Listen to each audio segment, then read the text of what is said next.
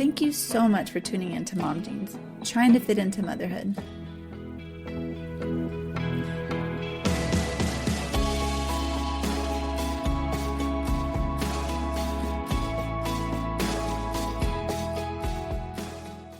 Yeah. But, I don't know, man. It's hard. Like I will say, like, and we'll go get into it with this topic. Like there are points where it definitely feels like it's getting easier. And then we reset with some other challenge, and you're like, all right, here we go. Yeah. We'll figure this one out now. So. That's where we're at. So, yeah. But we had a good day. It was just the evening part got hard because that's usually like when Ryan, right when I start to feel that, Ryan is like off work Ryan and steps in. Yeah, but how long is he gone for? He'll be back tomorrow night, but it'll still be good. after bedtime because it's like a 6.5 hour drive. Oof. So that's a long drive. Yeah, he drove up there this morning and got at work at like 9:45 and then worked all day. Then they had happy hour. Though he's like, I had a Coke Zero because he's on this sober kick. I'm not that he had a problem. He just decided he wanted to quit alcohol, which is awesome. So that is awesome. Yeah, he's like, I'll wait till your birthday and we can have like some wine or something, which is in October. So it'll be a whole full year. But we'll see if he actually wants to have a drink or not when that time comes around. At this point, he's like determined because he's like, I don't know. He's past that point of like craving it or kind of wanting it. So he's just like, says he feels really better. Cool. But yeah. So I'm trying to do every other month of no sugar. Like I still do maple syrup and honey. So, it's still sugar, but I don't do like I'm trying not to do any of the added sugar stuff. Oh man, it's a challenge, but I'm trying to do that every other month to try to get a reset on it because it's like, man, I go crazy and I want to like slowly get into the routine of not wanting it so much. Yeah. It's hard. It's really hard. It's been so hard for me. Normally I'm not a sweets person. With Weston, I crave savory stuff. And then this pregnancy, it's been like, I need something sweet after I eat. So, yes, I get that. What I did, I have peanut butter that doesn't have sugar in it, and then Greek yogurt or just plain yogurt, and then I put honey in it, and I like whip it up, and it's like. Then I guess I do put. You don't have to put chocolate chips in it, but I put like some chocolate chips in it, and it tastes so good. So I have it just ready when I need a spoonful to crave, like so I don't eat. The other day, my mom had vanilla wafers out, and I started eating them, and then I was reading the ingredients, and I'm like. No, I can't. It tasted so good there in the moment. I was like, they have all this added stuff in it. Like, I don't need all this. So I had to hide it from myself. Oh, I do the same. If it's not in view, I'm usually pretty good. But like if I see it, I'm like, oh, I got to eat that. My biggest weakness is rice. Right now, I'll get like a bowl of Rice Krispies cereal. And then I'll get a scoop of peanut butter and I'll throw some chocolate chips in the cereal. And then I'll scoop the Rice Krispies and chocolate chips with the peanut butter. Oh, that's so good. It's like a terrible weakness of mine. But yeah, I used to make dessert with that, like with all those ingredients. But yeah, I don't know. I do the rice cakes, the lightly salted ones that are just the brown rice cakes. And then I'll do the peanut butter and all that on it. Yeah. So it's crunchy. But anyways, I love it. Should we dive into our topic today? Yeah. So today, but first, sorry. We are your host. Oh yeah. Sorry. I forgot we didn't do that. Yeah, we just roll with it. Yeah. By now, hopefully, you know who we are, but maybe not. Where are your hosts? I'm Lisa. I'm a girl mom to 2 girls. And I'm Danielle, and I'm a stay-at-home mom to a rambunctious, cute little boy, and pregnant with another little boy. Yay! Okay, so today I've said it here before, but I get the skim every day in the morning, and it's like the top 3 stories of the day previous, and then it also does like the other 5 interestings, and one of them they sent was from usatoday.com, And the title was Millennials Are Mocked for Gentle Parenting, but Have They Been Right All Along? And so I was like, ooh, I'm interested in this. And I started reading the article. It's really long, but basically the way the article starts is there was a mom of 2 girls who has a 6 and a 3-year-old, and she started hearing yelling between her kids. And she's like, she was like, do I step in or do I just let them do it? And she's like, I'm just going to let them do it and see what happens. And she said, I noticed pretty clearly my older daughter was using the language we use every day. I was so excited about how well they were doing, like in their disagreement. And she said, gentle parenting is emotionally exhausting, but these little wins carry her through the hard days. And then it goes on to talk a little bit about the parenting style popularized by millennials has been criticized by older generations who argue parents are too permissive with their children. But child psychologists say they're seeing a shift in children and their emotional intelligence that seems to suggest gentle parenting might be working. So Danielle had sent something earlier in the week that she was having a disagreement with her mom on the way that she was doing some parenting. And I was like, oh, this is a perfect article. Yeah, this hits home right now. Kind of what we're going through. Yeah. Yeah. And then Dr. Elizabeth Ortiz Schwartz said, as a generation, the younger kids are more insightful with mental health concerns, more specific with the emotional language they're using, and communicate it effectively with others. And I think it's so interesting because we have been attempting gentle parenting, and it is a really big struggle for my husband and for his parents to watch because of the way he was parented. And they get really frustrated that we don't kind of lay down the law a lot more with them. And there are times where I want to be like, all right, let's see if we do it your way and see what happens. But I notice, like, when that happens, like, Hannah just like wide-eyed, like, why did I just get yelled at? Why did I just get in trouble? Like, I don't understand. And like one of the biggest things is my mother-in-law, whenever they're crying, she tells them to stop. And I'm like, it's okay to cry. Like, it's okay to cry. It's okay to get your emotions out. We don't want to bottle these. And I like was saying this while my mother-in-law heard me, and she was like, whatever.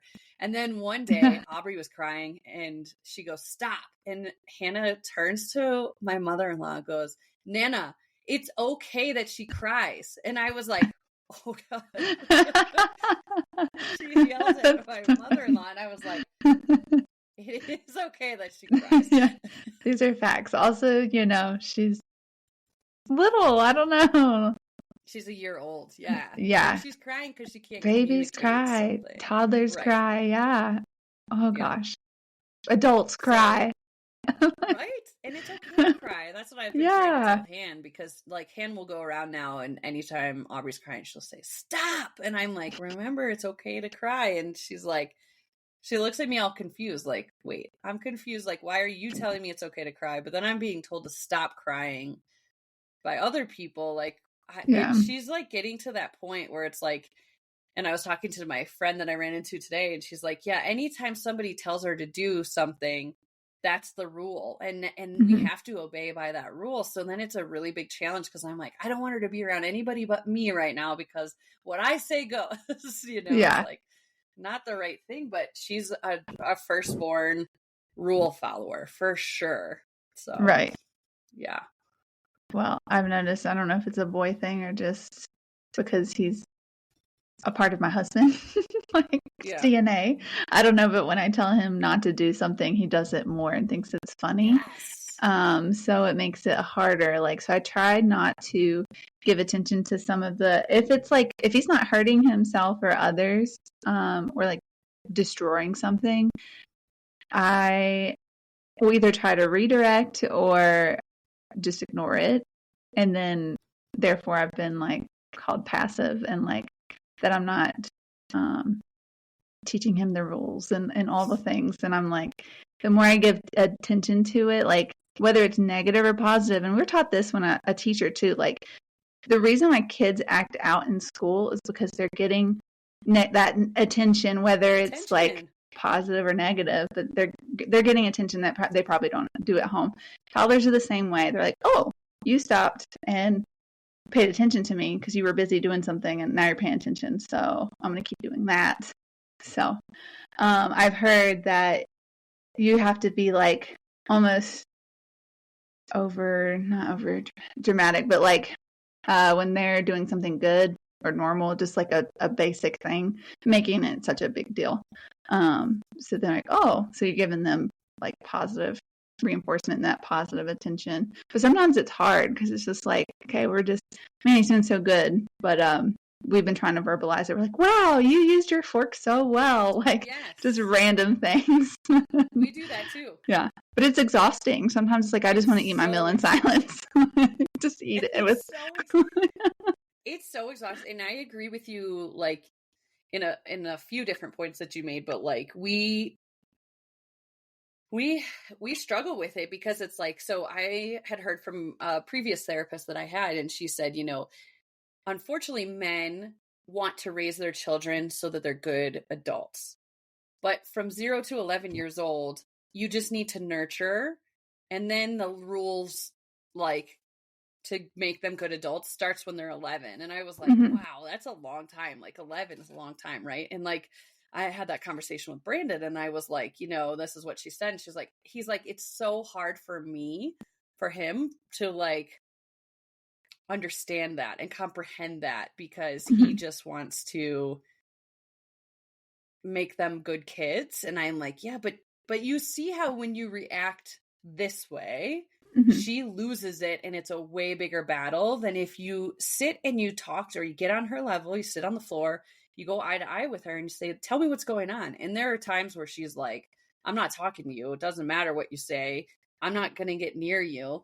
But it's still like, okay, she eventually will come around and she'll be like, you know what, Daddy, I didn't like that you did this to me. And he's like, oh, like he's surprised. Like, I didn't even realize I did that or said that. And so thank you for telling me. And watching them have those interactions, I'm like, oh, my heart, this is so great, Yeah. But on the flip side, when he has like his low patience moments, it's like, oh, take it back. It's hard. Yeah, it's so hard. And I lose my patience too. I follow these girls on Instagram, Big Little Feelings, and they mentioned something similar. It's like, we were saying that sometimes she doesn't want anything to do with you. And it's like, okay, I can see that you need your space and time alone. Mommy will be over here when you're ready to talk, or if you need a hug. But like, sometimes kids just need their space, or sometimes they want to be hugged. Totally. Sometimes they want to talk through it, and sometimes they don't. So, but the biggest thing is not trying to teach while they're having a tantrum is what I've learned, because when they're in meltdown mode, they're in crisis mode, their brain's not thinking about like anything. So no.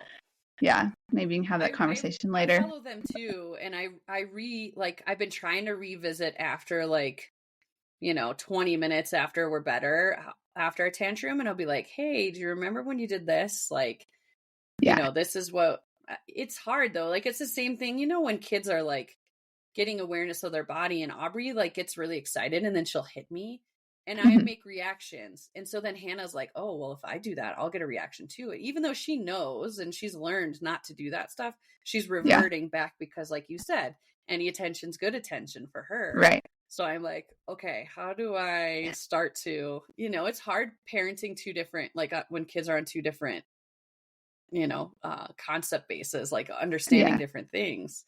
It's a really big struggle. And when it's even harder is when you live in a house with 5 adults. So, so there's reactions. I'm like, please don't give that a reaction. And they're like, well, he's going to hurt himself. I'm like, he's fine. Like, natural consequences. He's not going to hurt himself. I don't know, like earlier, he was just like on a different level. And he was like slamming his head into the recliner.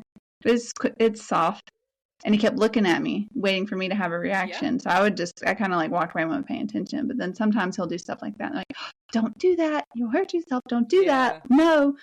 So I have people that are overusing the word no. And I mention that and they just think I'm crazy. I'm like, they'll get desensitized to it.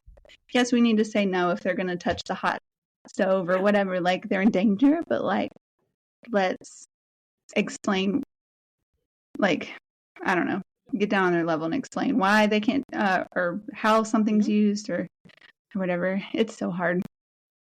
And this is like, this article goes on to say, like, it's so much work as the kids are growing up. And then once they get to like a point where, like, I think they said, like, I don't even remember the age, but like even this lady who had a 3 and a 6-year-old, like they're starting to get it. And you're like, well, that's really rewarding for all that hard work that you've put in. Like, it's harder parenting. They say there's no doubt about it. Like, you're giving so much effort to try to make them understand why we don't stab a knife into our stomach. Yeah, right. Stuff like that. But I'm the same way. Like, and like, I know it makes people uncomfortable because things have changed so much. And like, I do watch a lot of those videos and I read a lot of stuff, and it's like, let them. And there's a book, the Let Them Theory, but there's a book out there that like talks about like, like Aubrey loves to climb. We have like one of those little wooden ladder things, and then you can slide. We had it out, and my in-laws were here, and then my mom was here a week later, and they were like terrified of her on this thing. And it's not super tall, but like when you fall off, it doesn't feel good, but they were like, what, how can you let her do that without you as being right there? I'm like, because she does learn. I mean, she is the most accident prone child ever. She flings herself off of things, and she's got so many scrapes and cuts and bleeding and all that kind of stuff. And I'm like, but she gets back up and she does it again. And it's like, we don't do those big reactions of be careful, be careful, be careful, be careful. And it's really hard, right? Like, it's hard not to say that. I know. Yep. So it's been extremely hard for me too. For example, we went out to eat the other night, and it was too close to his bedtime. I should have just been like, no, but it was my idea because I'm pregnant. I'm like, I want to go eat. And I don't feel like cooking. So it was my mom and my sister. And Weston being loud doesn't faze me. Like, on the plane, I'm fine with it. Like, whatever. Same. He's going to do what he's going to do. And like, I'm not embarrassed about it. I'm just like, it is what it is. And like, I'm going to do my best to like contain it. But it wasn't fussy. He wasn't throwing a tantrum. We weren't at a fancy like 5-star restaurant.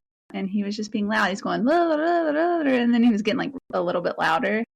And I was showing him things in my purse. And as soon as he got his food, he was quiet. He was fine. And he was eating. But he was just, he was getting close to bedtime. He was tired. So that was my mistake. There was barely anyone in the restaurant either. But just my mom's face was turning red and was like embarrassed because he was being so loud. And I felt bad for her. But I was just like, he's fine. Like, he's not, like, there's a point I would take him out, and this isn't it. But she was mad because I said I didn't tell him no and to be quiet and to use your inside voice. But I'm like, I don't know if he'll get inside voice. I'm like, he's just exploring. Maybe I should have said, okay, we got to use our inside voice. But I know I've done that before, and he gets louder because he's so defiant, because he is my husband's son. You tell my husband to do something, he'll do it completely opposite, backwards, just because you suggested something. So it's like, this is what I get. But I don't know. I heard if they're just like expressing their voice, like, let them, basically. I don't know. So it's just like, I had a hard time with that. I have such a hard time with it too, because he's 2. It's not like he's 12. No. He's 2, and he's testing boundaries, which is what they're supposed to do. Like, I understand, like, it's hard, because I remember reading something and it was like, okay, well, realistic expectations is what you should live by. Like, yes, you're going to gentle parent, but that doesn't mean you can expect your 2-year-old or your 3-year-old to sit at a table for 20 minutes. Like, it's just not going to happen. And so,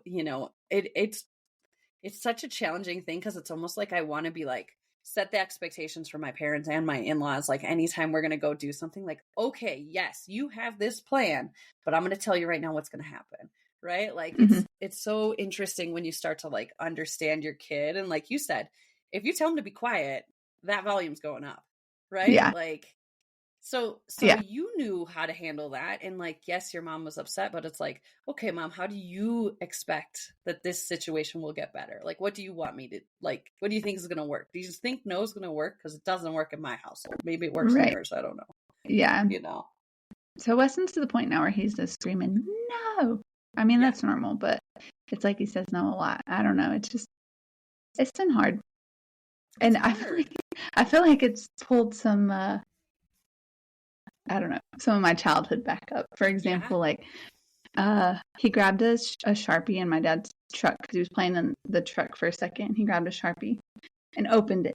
And my dad grabbed it. Of course, we don't want him to Sharpie in the truck. But then he looked at him and said, bad. That's bad.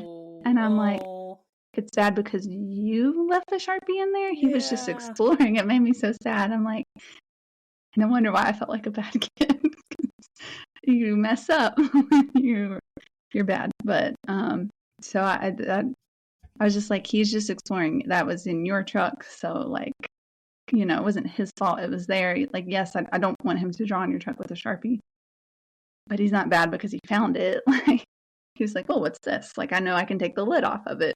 I know this marks. But it's so hard. Like, and that's what, like, so really quickly to jump back to the article, it says gentle parenting is a parenting style that's rooted in understanding, empathy, respect, and boundaries. And that it says it's treating children in the way you wished you had been treated by parents and caregivers when you were a child. Do you think that is an influence of why you parent this way? I think so, yeah. Yep. For sure. But I will say, I will be completely transparent with you that, like, I'm not perfect, and sometimes I do feel like I get frustrated, or I'm like, like, same. And then I like literally go to bed thinking about how bad of a mom I was because I raised my voice, like, or just said like, I just need you to listen, or like, stop that. And I'm like, but then when I do it, as soon as I do it, I'm like, oh no. Like, no. Yeah, I'm like, that's not the parent I want to be. But like, we're all human, and it's so easy to get frustrated. But and then I'll feel guilty for it for days. Like, I'm the same way. And I think I got better after I had one really bad interaction with Hannah. So I think Aubrey had just been born, and we were down at my parents' house, and she was really starting to rebel because she was like getting jealous, and she was refusing to go to sleep one night. So my dad was trying his parenting style of making her stay awake as long as she possibly could without sitting down, and she had to keep her butt up against their glass sliding door. She wasn't allowed to talk, and she wasn't allowed to do anything. I said, Dad, she's 2 years old. This is not appropriate for a 2-year-old. This is appropriate for maybe like a 4, 5, 6, 7-year-old.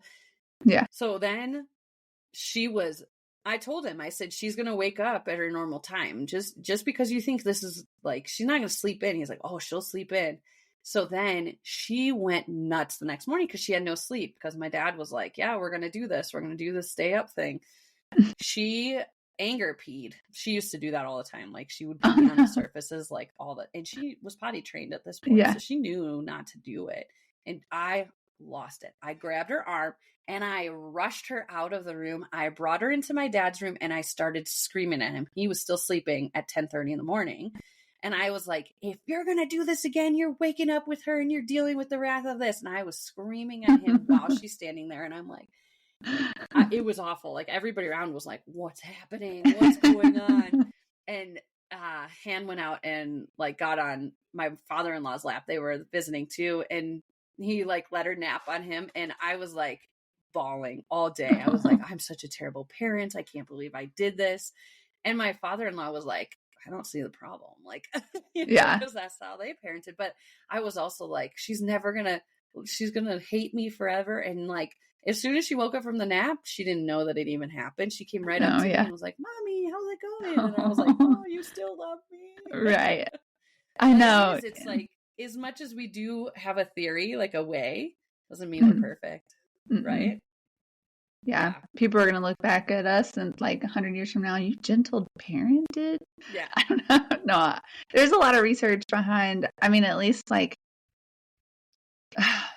well, there's research on timeouts and spankings and how those don't work and how they affect us. So it's like, okay, now we need a different direction. So I don't know. It's just like, we'll see, but I get it because I feel like I had to be happy all the time. I had to, if I had emotions, I was dramatic. Like, So it's like, you have to be, can't cry. I don't know. So it's just like, yeah, I'm a very emotional person. Me too. And I have a lot of anxiety and stress. And I think, a lot of that stems from, the way I'm raised. Yeah. Sorry. Not being able to express yourself the way you wanted to, or not, like you have to be tough and you have to be blah, blah, blah. Right. Like, it's interesting because like this article goes on to say, though some may confuse it with permissive parenting, another parenting style that imposes few rules and discipline. Gentle parenting is a kinder version of authoritative parenting characterized by a close, nurturing relationship between caregivers and their children. And I do feel like there are times where people are like, oh, you're so permissive. Like you let them do whatever they want. I said, no, we have rules. Like we do have rules, and we will like gently remind them the first couple of times, like, hey, we don't allow food on the carpet. If you continue to come on the carpet with your food, I'm going to take away your food, and you can have it back when you come off the carpet. And like, instead of kind of doing one of those things where you immediately rip the food out of their hands, like we're trying really hard to stop ripping things out of hands, because then she'll go do that to her classmates or to her sister, and you're like, it's so hard though. So hard when you just are like, you're not listening, right? Rip this out of your hands. But it's like, it's just it's seriously, and like some stuff I read on here was like, unfortunately, it's relearning things, because the way you were parented would teach you to do something in a different way and have less patience, and this takes an ungodly amount of patience. Oh yeah, I would say I'm triggered pretty often. So I'm usually breathing through it, like, and I don't know why I'm triggered, but it's just like, probably because I'm like, man, I'd be in so much trouble right now. Right? If I were you, I'd be in so much trouble. Yeah. But yeah, same thing. Like, there's ways about it that I find that works. Like, for same kind of example that you gave, at nighttime, Weston would want to climb off the bed and not read the books. And like, hey, as soon as you get off the bed, we're going night night and we're done reading books. Yep. And it took a few nights of that. As soon as he got down, he then realized, okay, you're serious. If I get down, you're not going to finish books and I have to go to bed sooner. So he tried to slip off today. He's a lot better at nighttime with Ryan. I don't know. If we're both there, he won't go down easily. If it's just him, he goes down great. If it's me, he doesn't go down easy. I guess because I'm his caregiver, like I'm with him 24/7. But tonight he tried to slip down. I'm like, okay, if you get down, books are done and we're going night night. And he like, no night night. And so he climbed back up and then let me finish the book. So I was like, man, this works. Like, it does work. So yeah. So just setting those boundaries and not consequences, but I guess they are kind of consequences. But that's what we do. They're not punishments. Yeah. But well, that's the hardest part. Like I was listening to something on Instagram, and it was like, try not taking things away, but like, if you stay in your crib, you're gonna get 3 books. And, instead of saying, if you get out of your crib, you get only 2 books. And like, I all the time am like, all right, if we're not going to listen, I'm going to take away a book. And she's like, no. And I'm like, okay. So like, she's listening, right? Then I do that. But it's like harder when it's like, oh, if you listen, you'll still get your 3 books. Like I have a hard time phrasing it that way. Yeah. Well, I take things away. Well, I do too. So if they're throwing their toy, obviously, in an aggressive way, I'm like, okay, if you throw that again, then we're going to lose that toy for today. Yeah. And that's another thing they say is they need related consequences. Yes. Because a lot of people are like, oh, if you do that, then you can't have dessert later, or we're going to not do, then they don't get it like hours later. They're like, why don't I get ice cream? So it has to be relative or related. So so I'll take it away, and then he gets all upset, but then he'll go play with a different toy and forget about it. And then later he'll see it up on the counter, and then I'll give it back to him. But yeah. That I had that conversation with Brandon the other day, because Hannah leaves her shoes everywhere, and so do I. I've always done that. I've always been that person. And so he got so fed up, and he picked up a pair of her shoes, and if you don't take these back to where they belong right now, I'm throwing him away and you're never wearing him again. And I was like, wait a second. If you say it, you have to mean it. That's exactly what I said. I said, you have to do it. And he's like, oh, I'll do it. And I was like, well, that's not a reasonable punishment, especially because are you throwing all my shoes away that I leave everywhere? He's like, no. And I was like, exactly. So like, you can't have rules for her that aren't rules for us. And she's also 3. We are just working on this, but you can't do that. And right. he like, and when I like was coaching him, if you will, he was like, okay, that's fair. Like, I realize it's a ridiculous reaction, but I'm sick of them being everywhere. And I'm like, I know, like, I know. Right. It's hard. It's hard. Like, cause like, I said to him, like, I feel like I'm always yelling at him and I feel bad. And like, I've called him my 3rd kid many times. That doesn't go over well when I do that, obviously, but I feel bad, but it's also like, I do a lot of research. Like, I watch a lot of videos, I read a lot of things about like different styles and different ways to parent. And I'm like, I would love for our girls to be parents and like this. And for them to always be like, you know what, my dad let me tell him the truth, even though he knew he could get me in trouble for this. Like, you know, we've been trying to work with Hannah because she's gotten into this lying stage. And I looked it up and I was like, that is very common because it's like they start to realize that other people have emotions too. And they're trying to test out what your emotion is to like whatever they say.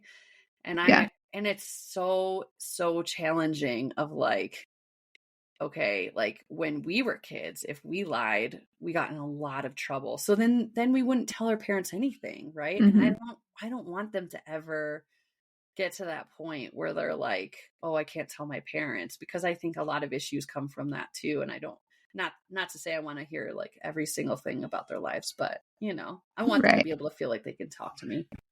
Absolutely. And I agree with that. And that's kind of where I'm at too. I want Weston to be able to come to me and not be afraid that, I mean, obviously there'll be consequences depending on what it was, but it's not going to be like, I'm not going to yell at you. Like, we're going to talk it through. We're going to figure it out. Like, for example, I'm in the same house as my family, so I have to be careful. But I needed someone to come pick me up when I was underage and intoxicated, and I got in big trouble. Instead of them coming picking me up, they called the police to come pick me up, but they took me home. The one time, you call me if you need anything. And it didn't work out for me. So that's what I don't want. So I want Weston, if he's in trouble or if he finds himself in a situation that he doesn't want to be, like, I would be proud of him for calling me for help. And obviously I would be there. And yes, we would talk about it later. Like, right. When if like he's clear-headed or like I've calmed down, and then kind of talk about it and then be like, okay, but also there will be consequences. So we might take something away that at that point, like, that he enjoys doing for a while, or I don't know, the extra cleaning, who knows what it would be, or what it would. And I'm just theoretically thinking. So, but hopefully he's not going to be like that, but I'm sure he will. Yeah.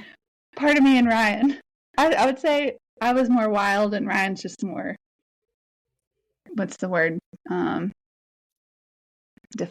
defiant, but maybe defiant. What's the word when they don't do stuff that you want them to do?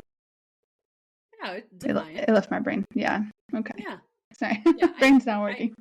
It's so easy to say right now, right? Like, because our kids are not in that stage where we're having to deal with that. But it's like, right.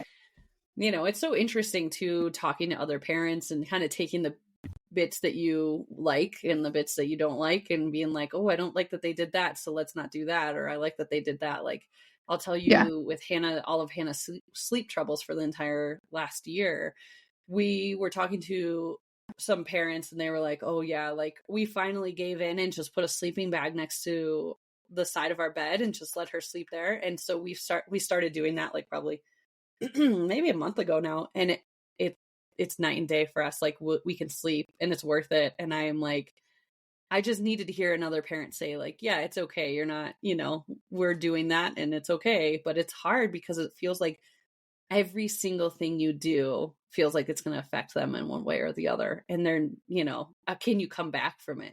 Can you walk it back? Like with Aubrey, she can't remember stuff right now, but Hannah remembers. And I'm like, okay, like I have to watch everything I say and I do, because like she throws our parenting back in our face all the time. So it's like, even if you feel like you make one misstep, it's like she'll remind you of that. And that's really hard to be parenting under that tight microscope, So anyway, that's tough. Well, we just have to remind ourselves that we're not perfect. We're gonna mess up, and as long as we're just trying our best, I think that's all we can do, and hopefully not screw our kids up in the process. Well, and that's so interesting, because they talk about authoritarian parenting, which is defined by strict rules and punishment, and it's still by far the main parenting style in the US and the UK. And I was like, that's so interesting, because like I don't know what a lot of the people that we hang out with and see their kids, what they do behind closed doors. Like, you're a different parent in front of people than you are behind closed doors a lot of time. And so I'm like, I wonder if how many people in the circle that we have authoritarian, styles of parenting when we're not around, and how many do gentle parenting or permissive parenting. It's very interesting. Right. So yeah. You don't want to be permissive. I grew up in authoritarian. I didn't even know all the difference until I read that book, Raising Mentally Strong Kids, by Dr. What's his name? Do you remember? Amen? Was it Amen? It's a good one. It's a good one. Yeah. I felt like it's Dr. Amen. But I felt like I learned a lot about myself, to be honest. I'm like, oh, that makes a lot of sense. So that's the hardest it's a good part, book. and I think I talk to a lot of people about this, like watching the way people interact with me, like whether it be somebody at the grocery store, a coworker, somebody I see on an airplane, I'm like, oh, you were parented like this? Like I do that to everybody. I'm like, oh. And it's probably terrible, but it's like, they talk about how important it is for us to heal as parents before we're going to be good parents to them. Kind of like figure out what Ryan and Bryce's parents were like, because I mean, they're pretty well rounded, but they've never saw their parents fight ever. Well, I don't know about Bryce, but Ryan said he's never seen them have an argument. I talk to Bryce about it like literally every time we're together, and I say, oh, so what was it like? Because like having met them a few times, I'm like, they're like the best. They're the coolest people ever. I love them so much. And he's like, yeah. I'm like, so what was your childhood like? He's like, well, it's interesting. Like I've only seen them fight once. And that time, because we'd never seen them fight, was terrifying to me. And not in the sense like he was terrified they were going to break up, like kind of one of those things, because he'd never seen it. And it was so devastating. And he remembers calling his mom because she left the house and was like, are you coming back? And I was like, oh my gosh. He's like, but to be honest, like they were awesome parents. And it's interesting being around people. Like one of our other girlfriends, Kristen, who was on the podcast, it was like, oh, my mom was the best. She was like the best mom ever. And I'm like, it's crazy to hear that, because of how much I dog on my parents. And so I'm like, oh, I feel bad, but like, what did they do? Like, give me all the tips, because I want to know how to grow up and like where my kids want to hang out with me, right? Like I enjoy hanging out with Brandon's parents and playing games with them and stuff like that. Obviously the parenting stuff is tough and disagreements. And same with my parents. Like I love playing games with them and doing stuff, but I am very critical of how they parented me, So that's, and this is what this is. We want to grow kids who don't need therapy, kids that have relationships that last as adults with good mental health. And I'm like, that is literally what I say all the time. Like, I just want my girls to not have to go to therapy, even though therapy's fine. Like I want them to have we'll be able to work through all of that stuff with other people, but also with themselves. Like, be able to lean on each other for that would be awesome too.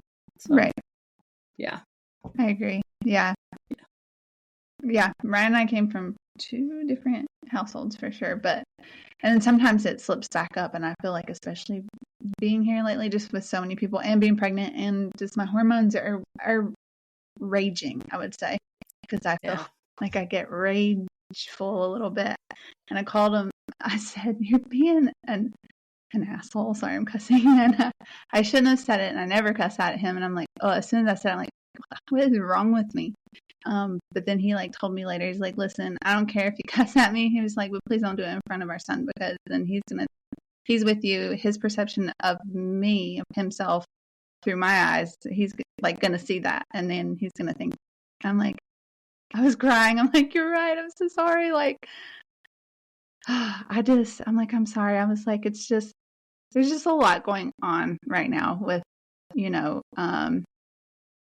being here, like just not having a house right now, not knowing if he's going to get a job, if we're going to, I don't know, like where I'm going to give birth, and then just like my hormones. And I'm a person who needs space, and it's been kind of hard lately. So yeah, I just feel like a pent up bronco. I don't know. I'm just thinking of an animal that needs like space, and that's me. I don't know. I think you're also in a fairly new situation. Like, it's not like you guys have been there for a year. And so you're finding your ways, you're finding your routine, and that makes it really challenging to A, take care of yourself, but then B, take care of your son, and then a baby too. Like, there's just a lot on your plate while you're trying to handle all the juggling of everything going on at once. And I do think that that's why, it is nice to have stability, but also like you guys said, you want to make sure you're making the right move of when you do move and you do buy a house and you do want to do that kind of stuff. We didn't address that because in the past episode we said you bought a house. Well, yeah, we backed out. They weren't going to fix anything. So that was our way to get out. We just said, okay, we're backing out. But also we were like thinking about it, and we're like, okay, let's make sure that you for sure have this job, or also can apply other places, so we have options.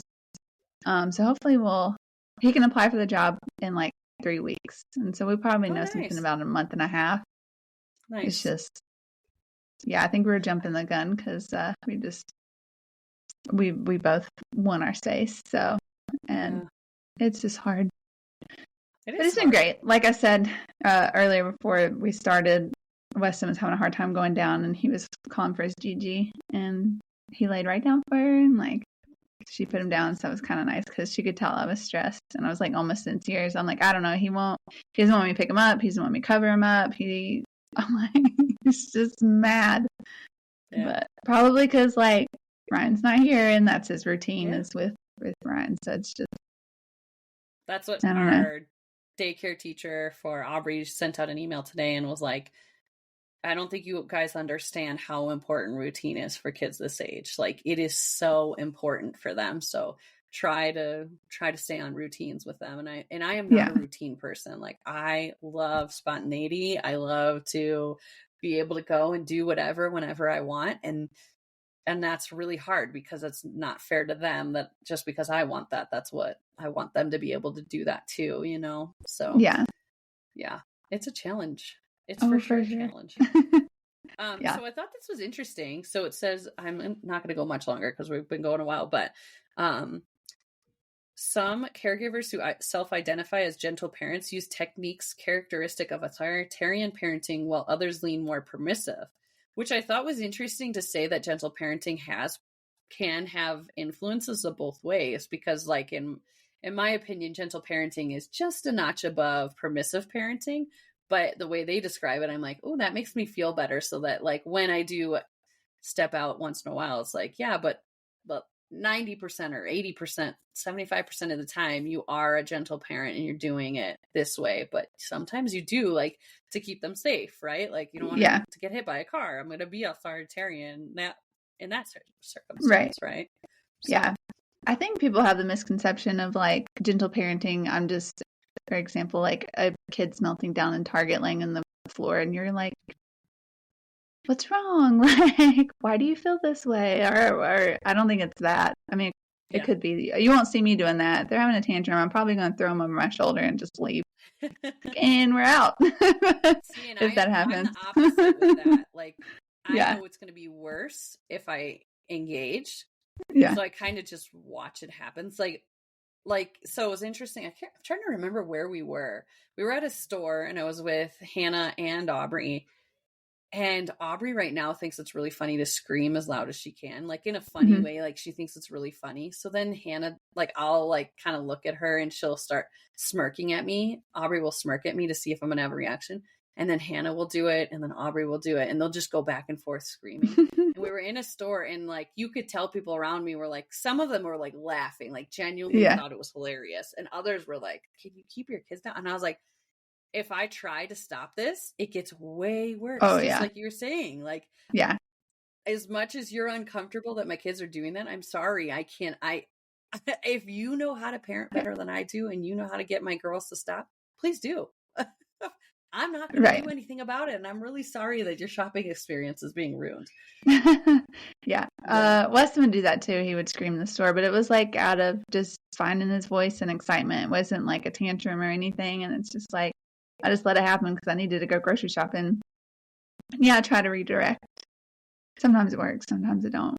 Like I'm like, oh, look at this, or hey, can you hold this? Like handing him something for the grocery, and then he tries to like bite it. Everything goes in his mouth. Still at 2 years old, it is hard.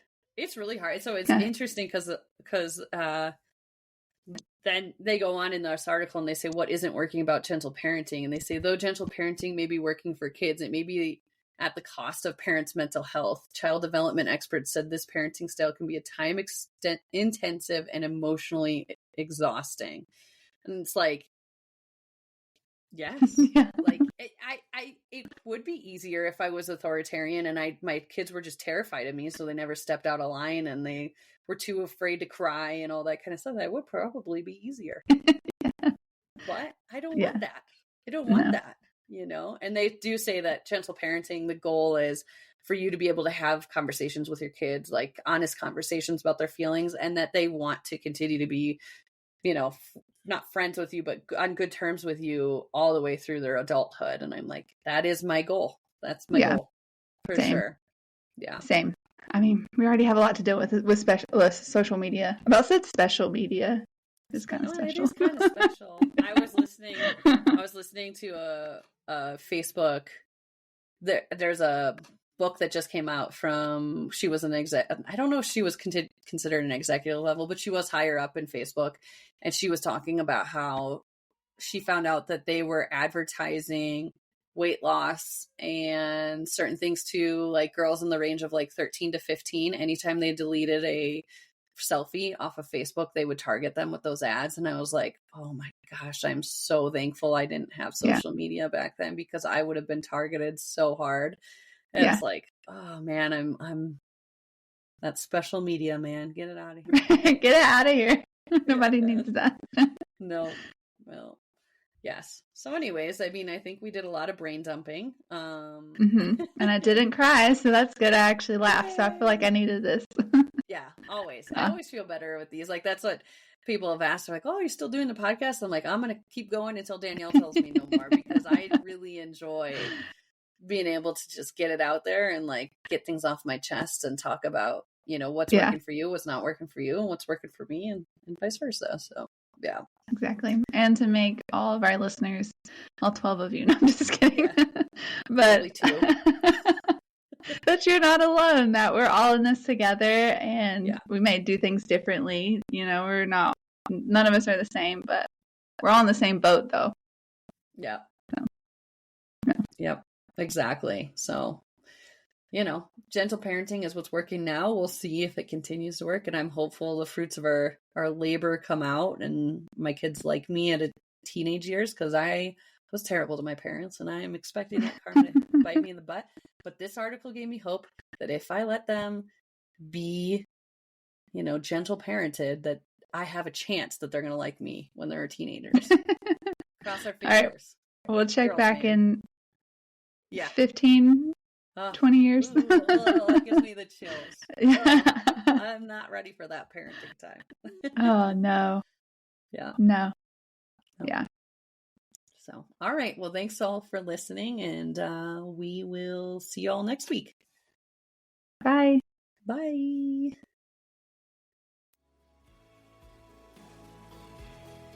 And that wraps up another episode of Mom Jeans, trying to fit into motherhood. Thank you again so much for listening to us. And if you enjoyed this podcast, please consider giving us 5 stars so other mothers out there like you can find us and listen. If you would like, you could follow us on any of our socials at Mom Jeans the Podcast. If you have questions, would like to send us your birth story, or give us suggestions or things that you would like to hear, please email us at hello@momjeansthepodcast.com. See you next week.